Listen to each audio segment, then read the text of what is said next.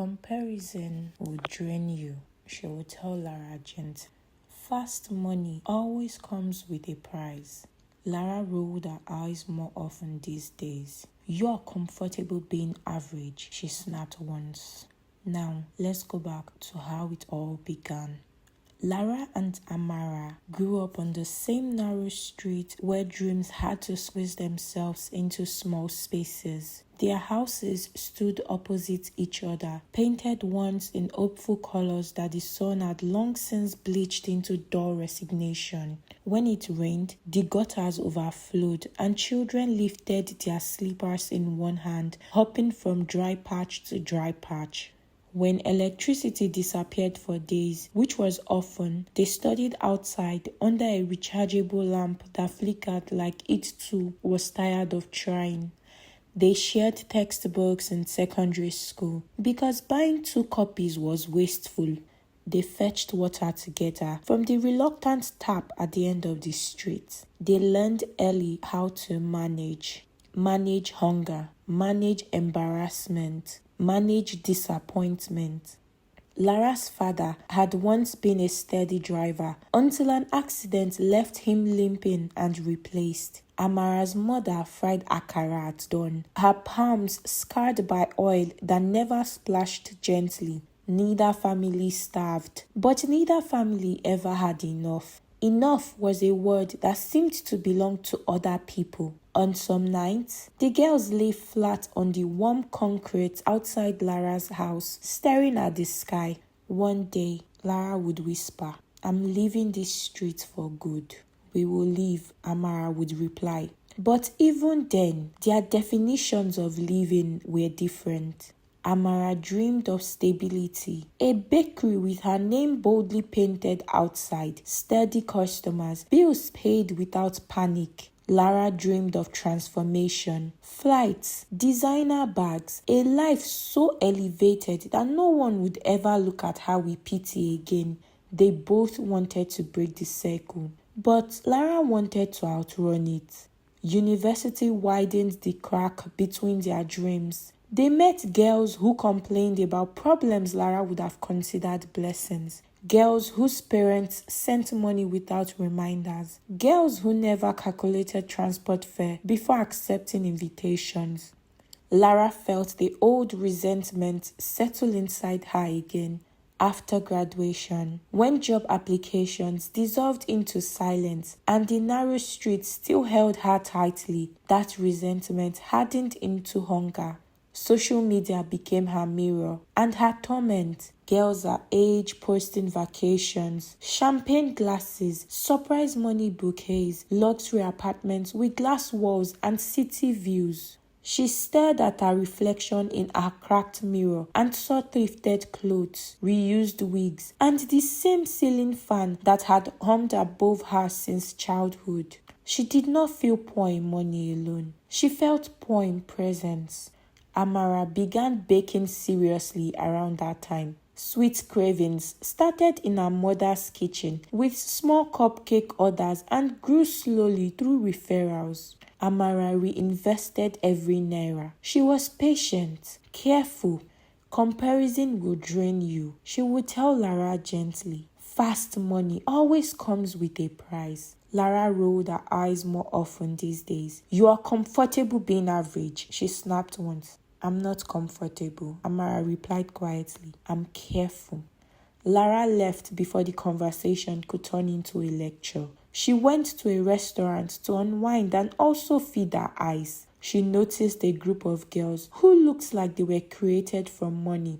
Everything about them screamed expensive. They saw Lara watching and noticed her. They invited her to their table. She felt chosen. They were the type of girls she wanted to be. They were polished, sleek wigs, flawless makeup, expensive perfume that lingered long after they passed. They laughed easily, ordered confidently, and tipped generously.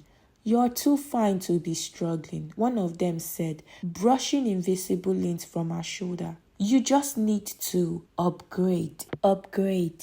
The word glowed. The first outing felt innocent enough. They went shopping at a boutique in Victoria Island, where soft lighting made everything look like a dream. Zina, the boldest among them, moved with certainty, selecting dresses and holding them against Lara's body. "You need to look like money before money looks like you," Zina said. They bought a long bone-straight wig that flowed down Lara's back like liquid silk, gold heels that forced elegance into her posture, perfume that smelled like wealth.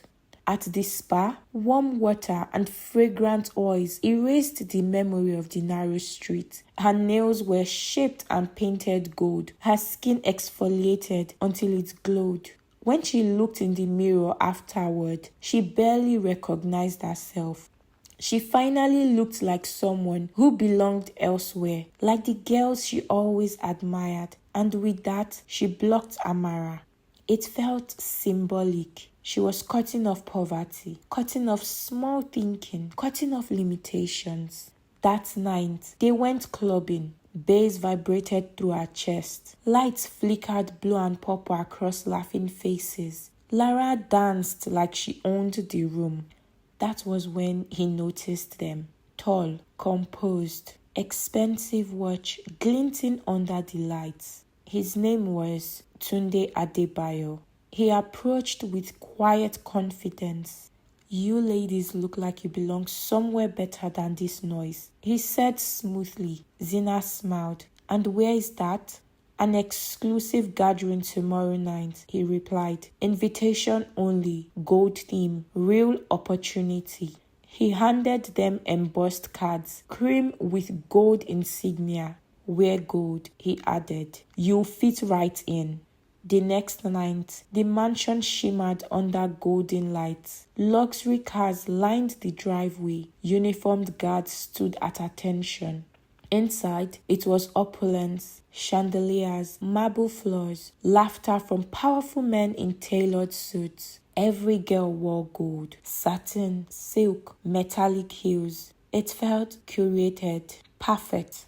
Lara and Zina were directed upstairs to a private room filled with other beautifully dressed girls.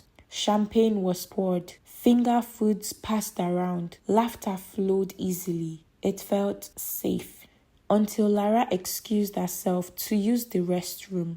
The hallway was long and confusing. She turned left instead of right. Then another turn. Silence swallowed the music. A door ahead stood slightly open. Voices murmured inside. Curiosity tugged at her. She pushed it open, just enough to see. Several men stood in a circle around a tall, dark statue. Before it stood an old man in a deep red wrapper, beads layered across his chest. The air felt heavy. "Wealth must be renewed," the old man said calmly. "Power must be sustained. These necklaces will bind them. Their life force will sustain your prosperity." One by one, he handed out gold necklaces. "They will not suspect," he continued. "By the time they realize, it will be too late." Lara staggered backward. Her pulse roared in her ears. She ran back down the hallway, locked herself in a restroom, and gripped the sink. This was not opportunity. It was sacrifice. She found Zina quickly. "We need to go," Lara whispered urgently. "Now." Zina frowned. "What happened?" "They are giving necklaces. They said it drains life." Zina pulled away. "You're overthinking. Do you know who is here tonight? Billionaires." "Zina, please. If you want to leave, leave," Zina said sharply. "I'm not missing this." Lara rushed to the exit. The bodyguard blocked her path. No one leaves until the event concludes. Her heart dropped. She was turned back inside. For the first time since she began her big girl lifestyle, she prayed, "If I make it out alive, I will change. I will live this life. I will serve only you. Please just save me." The men entered the room. One by one, they chose their partners. Lara froze. Tunde Adebayo approached her gently. "I was hoping you'd be mine tonight," he said. Lara said nothing and only gave an awkward smile as a response as he led her up the stairs. The next morning, sunlight filtered through thick curtains. Cold weight rested on her neck. A gold necklace. Do you like it? Tunde asked casually. It burned against her skin. She nodded. Don't take it off, he said. It suits you. At home, she tried to unclasp it. It tightened. That night, at exactly 12 a.m., her breath ceased. Invisible pressure squeezed her throat. Every night it happened again. She could not sleep, could barely swallow. Then came the call. Zina is dead, a voice said. Asphyxiation. The line went dead. Lara screamed. She remembered the one person who always came through for her no matter what. Call Amara. She unblocked her. At that exact moment, Amara, who had woken up from a nightmare involving Lara dying, called. Save me, Lara sobbed. I'm dying. Your address. Send your address. Lara sent her address to Amara, and Amara arrived with a Bible and oil. The minute she saw the necklace, she knew what her friend had entered. She rubbed her anointed oil on the necklace. Confess, she urged. Renounce it. Lara wept as she prayed. The necklace grew hot, twisting and turning as it took on the shape of a snake.